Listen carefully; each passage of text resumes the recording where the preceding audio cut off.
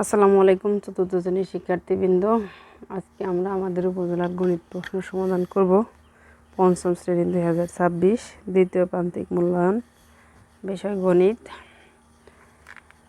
সঠিক উত্তরটি উত্তরপত্রে লেখো। এখন এখানে আছে যে 17/5 এর মিশ্র ভগ্নাংশ কোনটি? 3, 5, 15 এটা হচ্ছে মিশ্র ভগ্নাংশ। 2 নম্বরে অপ্রকৃত ভগ্নাংশের লব হরের চেয়ে বড়। 14.3 ভাগ 10 অর্থ কি? ভাগ অর্থ দশমিক এক ঘর বাম দিকে এগিয়ে আসবে, অর্থাৎ 1.43। এখন 50-এর 26কে শতকরা প্রকাশ করলে কি হবে? 100-রে যদি আমরা কি করি, এই যে 26 নিচে 50, এটা 2 দিয়ে গুণ করলে কি 50 দ্বিগুণে 100 আর 26 দ্বিগুণে 52, তাহলে এই যে 52%। লাভ বা ক্ষতি কিসের উপর হিসাব করা হয়? বিক্রয় মূল্যের উপর। কতটি 0.01 দ্বারা 0.19 গঠিত, অর্থাৎ 19টি 0.01 দ্বারা। ব্যাসার্ধের কত গুণ? ব্যাসার্ধের দ্বিগুণ। বৃত্তের বৃহত্তম জ্যাকে কি বলে? ব্যাস বলে। এখন 28-এর 56-কে আমরা যদি ভাগ করি 7 8 7 8 56, 4 7 28, অর্থাৎ 4-এর 8। বৃত্তচাপ কিসের অংশ? বৃত্তচাপ হচ্ছে জ্যায়ের অংশ, না পরিধির অংশ? পরিধির অংশ হবে এটা।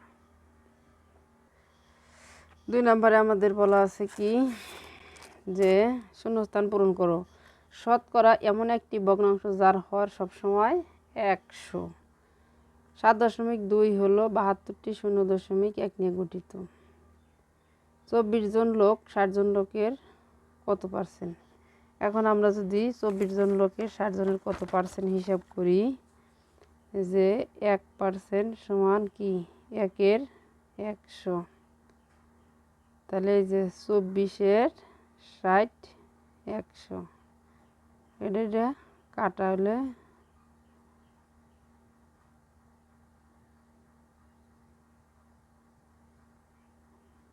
অর্থাৎ 24 গুণ 100 নিচে 60,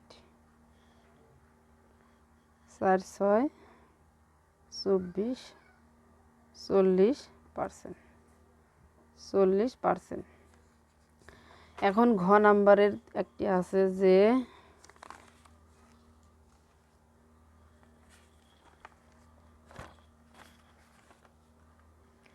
তাহলে আমরা এটা যোগ করে আগে মিশ্র ভগ্নাংশ থেকে অপ্রকৃত ভগ্নাংশে করার পরে আমরা এটা যোগ করে পেয়েছি কত? এই যে 63-র, যেমন 3 7 21, 21 আর 1 22, 22-এর 7 যোগ 9 1 9 আর 1 9 1 9, 9 5 14। এখন দুটো লসাগু কত? 7 নং 63, 7 নং 63। এখন এটা দ্বারা ভাগ করলে ভাগফল। আয়তের 4টি বাহু পরস্পর সমান হলে তাকে কি বলে? বর্গ বলে। 60 টাকার 25% কত? 25% মানে কি? 25% হলো 100, আর কয় টাকা? 60 টাকা। এই 0 0 কাটলে কত? 5 দুগুণে 10, 5 5 25, 3 দুগুণে 6, 3 5 15, তাহলে 15%। 0.1 এত এত গুণ করলে কত হয়? 1 2 3 2 3 4 5 6 1 1 2 3 4 5, তাহলে কয় ঘর পর দশমিক 1 2 3 4 5 6 ঘর পর দশমিক 1 2 3 4 5 এই যে 6 ঘর পর দশমিক। এতকে লঘিষ্ঠ সাধারণ ভগ্নাংশ প্রকাশ করি। 5 6 30, 5 5 25, তাহলে কি 5 6, 3 সমস্ত 4 3 মিটার ও 2 সমস্ত 3 1 মিটারের দৈর্ঘ্যের দুটি ফিতা একত্রে কত মিটার? তাহলে দুটি যোগ করতে হবে। আমরা যদি এখানে যোগ করি, এই যে এটি আমাদের সমাধান, যে 3 4 12, 12 আর 3 15, 3 দুগুণে 6 আর 1 7, তাহলে দুটি লসাগু কত? 3 4 12। এখন 12 রে 4 দিয়ে ভাগ করলে ভাগফল আমাদের 3। 15 গুণ 3 যোগ 7 গুণ 4, এই হিসেবে 73/12। আমরা কত বলতে পারি? 73/12। হিসাব করো, এটা বিয়োগ কত? বিয়োগ 2 এর 3 বিয়োগ 1 এর 4, 3 4 12 হচ্ছে আমাদের লসাগু। 4 4 দুগুণে 8 বিয়োগ 3 অক্কে 3, 5 এর 12 5 কত?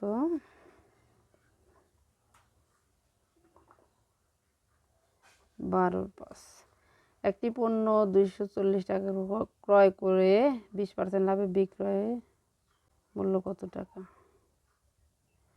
একটি পণ্য 240 টাকা ক্রয় করে 20% লাভে বিক্রয় মূল্য কত? এটা কিন্তু আমাদের অঙ্কই করতে হবে। 100 টাকায় লাভ হয় কয় টাকা?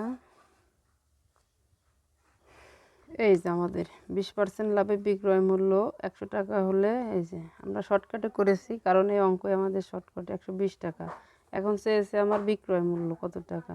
ক্রয় মূল্য 100 টাকা হলে বিক্রয় মূল্য 120 টাকা, ক্রয় মূল্য 1 টাকা হলে বিক্রয় মূল্য, এই যে, আর 240 টাকা হলে, এই যে 240 গুণ 0 0 কাটা 0 0 কাটা 12 গুণ 24, 12 দ্বারা 24টা গুণ করলে 298। 298। শতকরা কাকে বলে? শতকরা একটি ভগ্নাংশ যার হর সবসময় 100। এটা বিয়োগ, এটা সাধারণত আমরা সবাই বিয়োগ করতে পারবো, যে 17.85 বিয়োগ 13.35। বিয়োগ করি 0 5, 7 আছে কত হলে 3 আছে কত হলে 7 মিলবে, 4 হলে হাতে নাই কিছু, অর্থাৎ 4.50। 4.50 না দিলেও চলে। এটাকে অপ্রকৃত ভগ্নাংশে প্রকাশ করো। তাহলে কত?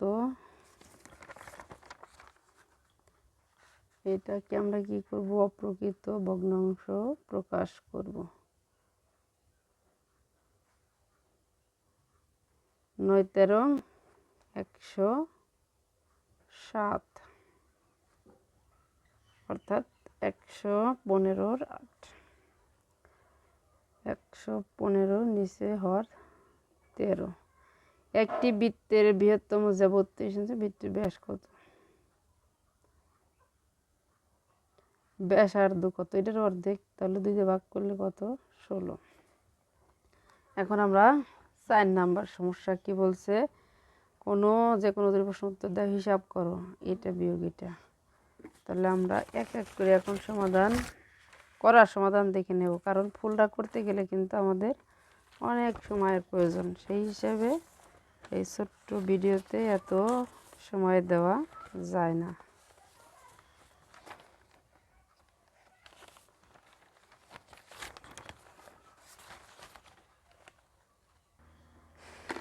এই যে আমরা 1 নাম্বার হিসাব করি, উঠিয়ে আমরা হিসাব করেছি যে 1 সমস্ত 3 এর 2 যোগ 8 এর 5 বিয়োগ 6 এর 1। এখন এটাকে আমরা অপ্রকৃত ভগ্নাংশে রূপান্তর করেছি মিশ্র ভগ্নাংশ থেকে। সেই হিসেবে 3 অক্ষে 3, 3 আর 2 5, 3 অক্ষে 3। এটাও 6 × 6 = 7। এখন সবগুলো লসাগু বের করেছি। 4 দুগুণে 8, 3 8 24। 24 রে এখন আমরা 3 দিয়ে ভাগ করব। ভাগ করার পরে যে ফল হবে 5-এর সাথে গুণ করব। এখন 3 দিয়ে আমরা যখন 24 রে ভাগ করব, ভাগফল আসবে 3 8 24। এই যে 8, 5 8। আর এটাকে আমরা কত দিয়ে ভাগ করব? 24 8 দিয়ে ভাগ করব, ভাগফল 3, এটার সাথে গুণ করব। এভাবে সবগুলো করেছি। এখন আমার 40 + 15 - 4 7 28। এখন এটার বিয়োগ করলে আমাদের ফল হয় 27। 27 × 24। তাহলে আমাদের প্রশ্নের 1 নাম্বার ওকে। এখন 2 নাম্বার বলছে গীতার কাছে 1 সমস্ত 6 5 লিটার এবং মামুনের কাছে 8 লিটার জুস আছে। কার কাছে জুসের পরিমাণ বেশি এবং কত বেশি? এই অঙ্কটা আমাদের সরাসরি বইয়ের থেকেই প্রমাণ পড়েছে।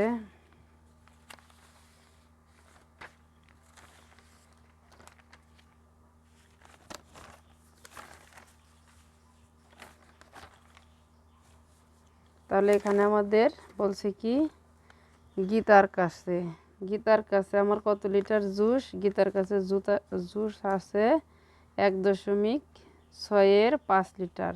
তাহলে এটাকে যখন আমরা সাধারণ ভগ্নাংশে অপ্রকৃত ভগ্নাংশে রূপান্তর করব, তখন আসবে কত? 6 11 লিটার।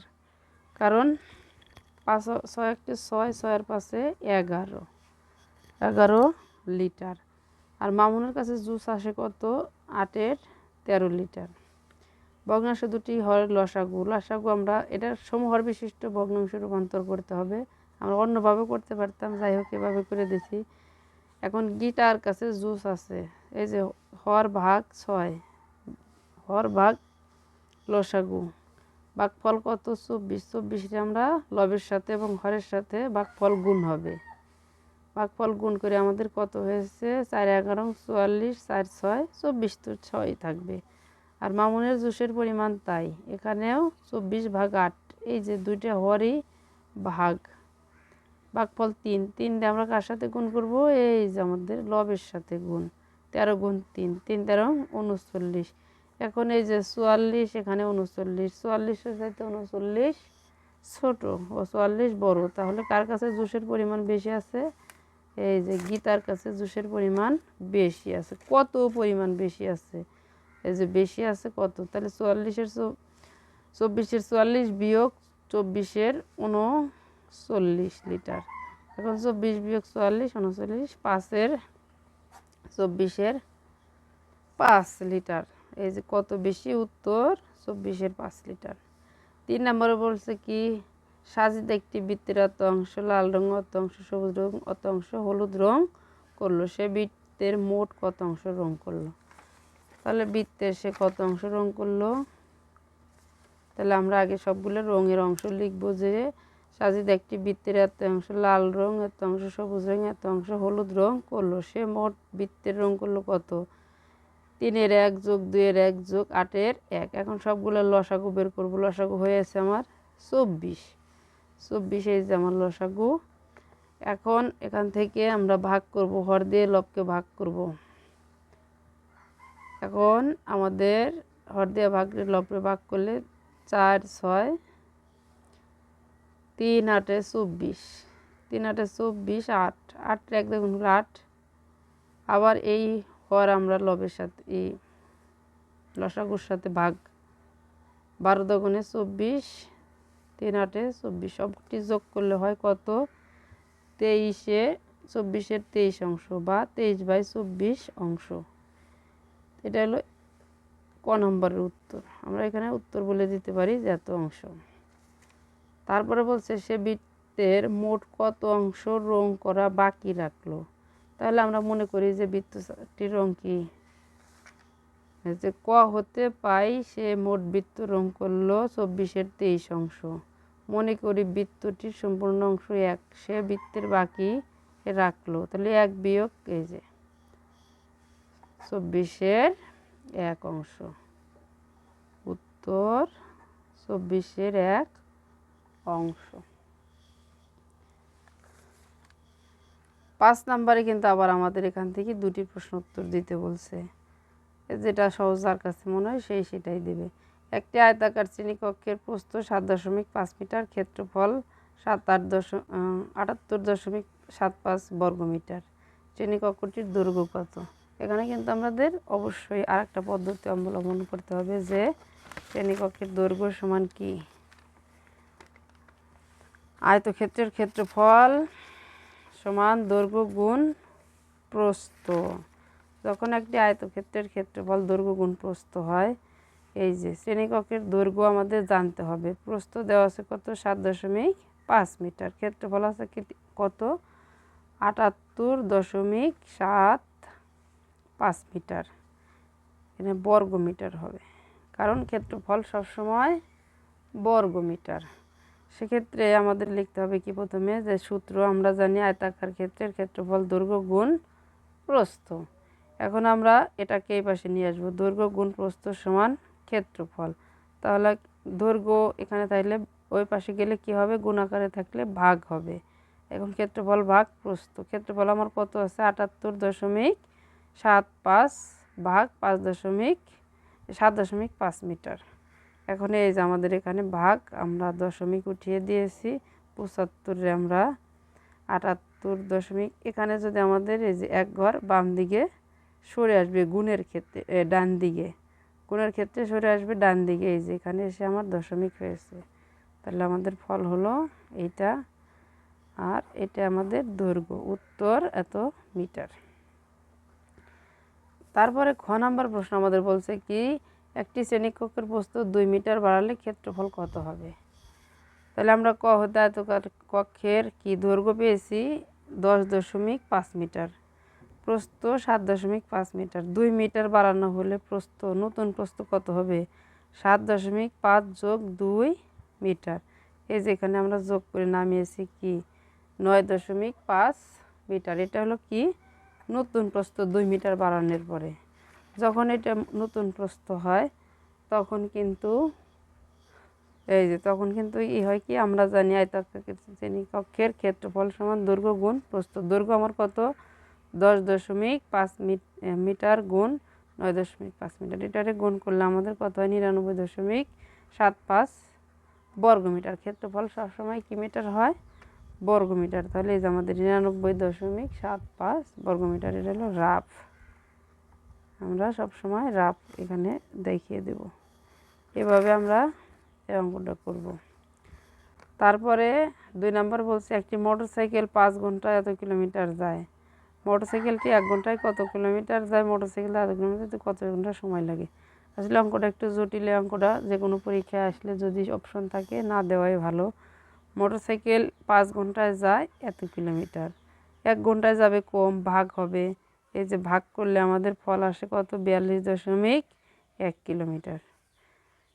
এখন এখানে আছে খ নম্বরে বলছে কি, যে মোটরসাইকেলটি এত কিলোমিটার যেতে কত ঘন্টা সময় লাগবে। এখানে আমরা দুইভাবে করতে পারি, যে এত কিলোমিটার যায় কিন্তু 5 ঘন্টায়, তাহলে 1 কিলোমিটার যায়, এটাই। তারপর বলছে এত কিলোমিটার যায়, এখন আমাদের এটা গুণ করে ভাগ করে ফল হবে 8 কিলোমিটার যায়। পরেরটা আমাদের বলছে কি, রেজার ওজন 36.5 কেজি, তার ছোট ভাই ও বাবার ওজন যথাক্রমে তার বোনের ওজনের এত গুণ এবং এত গুণ, ভাইয়ের ওজনের নির্ণয় করি। তাহলে রেজার ভাইয়ের ওজনও দেওয়া নেই, বাবার ওজনও দেওয়া নেই, ভাইয়ের ওজন এবং বাবার ওজন দুইটাই বের করতে হবে। তাহলে রেজার ওজন 36.5 কেজি, তার ভাইয়ের ওজন রেজার ওজনের কত গুণ, 0.8 গুণ। এটা গুণ করলে আমরা কার ওজন পাবো, ভাইয়ের ওজন পাবো। এই যে তার ভাইয়ের ওজন 29.2 কেজি, এটা হলো রাফ। এটা কার ওজন পেয়েছি আমরা, ভাইয়ের ওজন। তারপর তার বাবা ও ভাইয়ের ওজনের পার্থক্য কত। এখন তার বাবা ভাইয়ের ওজন এত কিলোমিটার আমরা কোথা থেকে পাইলাম, এই যে ক থেকে। রেজার ওজন এত কেজি, তার বাবার ওজনের কত গুণ, তার বাবার ওজন তার ওজনের 1.6 গুণ। বাবার ওজন সমান 36, তাহলে যে তার ওজন বের করতে আমাদের এটা গুণ করলে এই যে রাফ এখানে করা আছে, এটা রাফ এত কেজি। তার বাবা ও ভাইয়ের ওজনের পার্থক্য 58.4 গুণ বিয়োগ 29.2 বিয়োগ ফল হয় এটা আমাদের 29.2।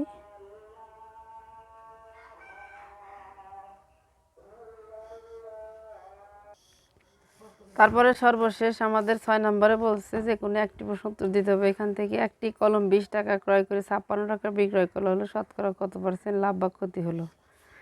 তাহলে যে কলমের বিক্রয় মূল্য কত টাকা, 56 টাকা, ক্রয় মূল্য কত টাকা, 50 টাকা, লাভ হয়েছে কয় টাকা, 6 টাকা। কয় টাকায় লাভ হয়েছে, 50 টাকায়। 50 টাকায় লাভ হয় 6 টাকা, 1 টাকায় লাভ হয় কত, 100 টাকায় লাভ হয় কত, 12% লাভ। শতকরা বার্ষিক 12 টাকা হার মুনাফা হয়। 8,000 টাকায় 6 বছরের মুনাফা কত। তাহলে এটা 2 নম্বরে যে 100 টাকায় 1 বছরের মুনাফা হয় কত টাকা, 12 টাকা। 1 টাকায় 1 বছরের মুনাফা কম। 8,000 টাকায় 6 বছরের মুনাফা, সবটি পড়ে যাবে, কাটাকাটি করলে 2 সংখ্যা, এটা গুণ করলে হার হবে আমার যে 5,760 টাকা। আর আমাদের জ্যামিতি আসছিল একটি বৃত্তের কেন্দ্রগামী জ্যা এর দৈর্ঘ্য 6 সেন্টিমিটার। বৃত্তটি অঙ্কন করো, অঙ্কিত বৃত্তর 3টি বৈশিষ্ট্য লেখো। একটি বর্গের এক বাহুর দৈর্ঘ্য 5 সেন্টিমিটার, বর্গটি অঙ্কন করো, অঙ্কিত বর্গের 3টি বৈশিষ্ট্য লিখো।